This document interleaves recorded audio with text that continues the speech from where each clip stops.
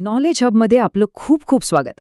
आज आपण MPSC 2027 या परीक्षेबद्दल नाही, तर एका जबरदस्त रोमांचक मिशनबद्दल बोलणार आहोत. हो, हे मिशनच आहे. याला फक्त एक परीक्षा समजू नका. अहो, हे तर एक उंच शिखर सर करण्यासारखं एक मोठं आव्हान आहे. आणि या आव्हानात्मक प्रवासासाठी जो सिक्रेट मॅप लागतो ना, तो आज आपण एकत्र मिळून उलगडणार आहोत. समोर हा जो आकडा दिसतोय ना, हा साधासुद्धा नाहीये. हे आहेत 400 गुण. हेच ते शिखर आहे ज्याची उंची आपल्याला गाठायची आहे. MPSC पूर्व परीक्षेचे हे 400 गुण म्हणजे आपल्या मिशनचं पहिलं आणि सगळ्यात मोठं टार्गेट. चला तर मग या शिखराच्या पायथ्याशी जाऊया आणि आपल्या चढाईची तयारी सुरू करूया. तर मग माउंट MPSC नावाचा हा विशाल पर्वत सर करण्यासाठी आपण तयार आहात का? हे आव्हान फक्त पुस्तकी ज्ञानाचं नाहीये, तर हे तुमच्या धैर्याचं, तुमच्या प्लॅनिंगचं आणि तुमच्या स्वप्नांना पूर्ण करण्याचं आव्हान आहे. चला या प्रवासाला सुरुवात करूया. प्रत्येक मोठ्या मिशनसाठी एक परफेक्ट नकाशा लागतो, बरोबर? आणि हा आहे आपला मिशन मॅप. यात आपण 5 महत्त्वाचे टप्पे पाहणार आहोत. पहिला, माउंट MPSC जिंकण्याची ओळख. दुसरा, ज्ञानाचा मार्ग म्हणजे आपला पेपर 1. तिसरा, तर्काची कसोटी म्हणजे पेपर 2. चौथा, एक खूप मोठी चर्चा, CSATचा सापळा. आणि 5वा, शिखर गाठण्यासाठी तुमचा रोजचा ॲक्शन प्लॅन. आपल्या प्रवासाचा पहिला टप्पा आहे ज्ञानाचं शिखर, म्हणजेच आपला सामान्य अध्ययनाचा पेपर 1. ही या पर्वतावरची पहिली आणि सगळ्यात मोठी चढाई आहे. इथे ज्ञानाचा एक अथांग प्रदेश पसरलेला आहे आणि हाच आपल्या संपूर्ण तयारीचा पाया आहे. आता हे जे ज्ञानाचं शिखर आहे ना, त्याला 7 मजबूत स्तंभांनी आधार दिलाय. हे 7 विषय म्हणजे जणू काही ज्ञानाचे 7 रंगीबेरंगी पैलू आहेत.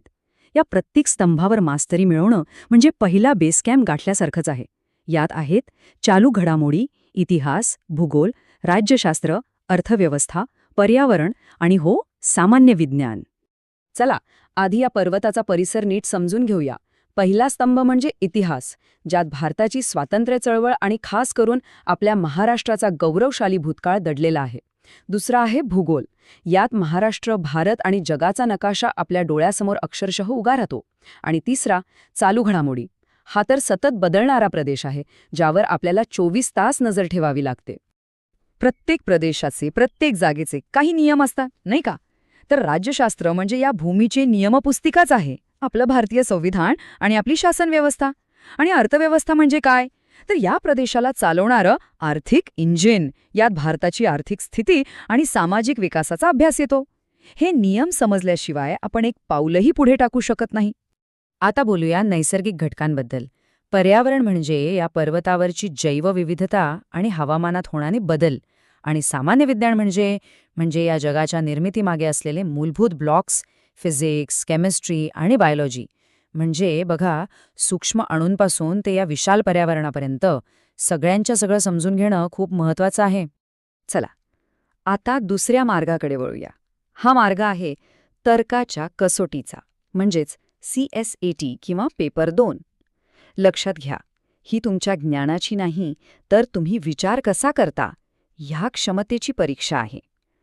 तुमच्या मेंदूच्या चपळाईची ही एकदम रोमांचक कसोटी आहे. या बार चार्टकडे बघितलं की CSATचं चित्र लगेच स्पष्ट होतं. यात प्रामुख्याने 3 गोष्टी तपासल्या जातात. पहिली, आकलन क्षमता, म्हणजे मराठी आणि इंग्रजी उतारे समजून घेण्याची ताकद. दुसरी, तर्कशक्ती आणि मानसिक क्षमता, जिथे आपल्याला लॉजिकल पझल्स सोडवायचे असतात. आणि तिसरी, गणित आणि डेटा इंटरप्रिटेशन, जिथे आकडे आणि आलेखांचा अर्थ लावायचा असतो. आता आपण एका खूप महत्त्वाच्या आणि वादग्रस्त मुद्द्यावर आलो आहोत, CSATचा सापळा. हा पेपर फक्त क्वालिफाईंग आहे की तुमच्या संपूर्ण मेहनतीवर पाणी फिरवणारा एक मोठा जुगार? अनेक जण याच सापळ्यात अडकतात. तर ह्यावर ना 2 मोठी मतं आहेत. एक गट काय म्हणतो, अरे हा तर फक्त क्वालिफाईंग आहे, यात फक्त पास व्हायचंय, आपली सगळी ताकद पेपर 1 वर लावूया. पण दुसरा एक गट आहे जो जरा अनुभवी आहे. तो काय सांगतो माहितीये? तो म्हणतो, 1 मिनिट थांबा, ह्या पेपरकडे दुर्लक्ष करणं म्हणजे तुमची MPSCची अख्खी मोहीम सुरू होण्याआधीच संपवून टाकण्यासारखं आहे. आणि या सगळ्या चर्चेचं अंतिम सत्य काय आहे? तर हे एक वाक्य: CSATला दुर्लक्ष करू नका. हा तज्ज्ञांचा सल्ला आहे मित्रांनो. जरी हा पेपर क्वालिफाईंग असला तरी तो अत्यंत अत्यंत महत्त्वाचा आहे. याला हलक्यात घेण्याची चूक अजिबात म्हणजे अजिबात करू नका. चला, आता खूप थिअरी झाली, आता प्रॅक्टिकल गोष्टींकडे वळूया. 2027चं शिखर गाठण्यासाठी एक ठोस, रोजची योजना काय असायला हवी? तयारीला लगेच सुरुवात करण्यासाठी हा आहे तुमचा स्मार्ट स्ट्रॅटेजी प्लॅन. ओके, तर मग एका गिर्यारोहकाचा रोजचा दिनक्रम कसा असतो? चला बघूया. फक्त 3 सोप्या स्टेप्स आहेत. पहिली, रोजची चढाई, म्हणजे रोज कमीत कमी 6 ते 8 तास एकदम फोकसने अभ्यास. दुसरी, तुमचं सामान व्यवस्थित बॅलन्स करा, म्हणजे करंट अफेअर्स आणि आपले स्टॅटिक विषय यांचा मस्त मेळ घाला. आणि तिसरी, प्रत्येक आठवड्यात एक शिखर गाठा, म्हणजेच दर रविवारी एक पूर्ण मॉक टेस्ट दिल्याशिवाय राहायचं नाही. आणि शेवटी या प्रवासात टिकून राहण्यासाठी काही एकदम आवश्यक टिप्स.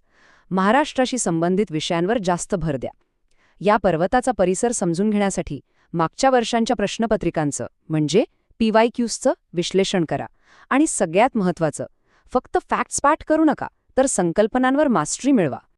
तर ही होती आपली MPSC 2027ची संपूर्ण मोहीम. मार्ग नक्कीच खडतर आहे, चढाई उंच आहे, पण योग्य प्लॅनिंग आणि सातत्य असेल ना, तर हे शिखर नक्कीच सर करता येईल. शिखर आपली वाट पाहत आहे. या मिशन ब्रीफिंगमध्ये आमच्यासोबत सामील झाल्याबद्दल खूप खूप धन्यवाद. आम्हाला आशा आहे की हा नकाशा तुमच्या MPSC 2027च्या प्रवासात नक्कीच उपयोगी ठरेल. नॉलेज हबवरील आजचं हे सादरीकरण इथेच संपत आहे. नॉलेज हबला सबस्क्राईब करायला विसरू नका. भेटूया पुढच्या वेळी एका नवीन माहितीसोबत.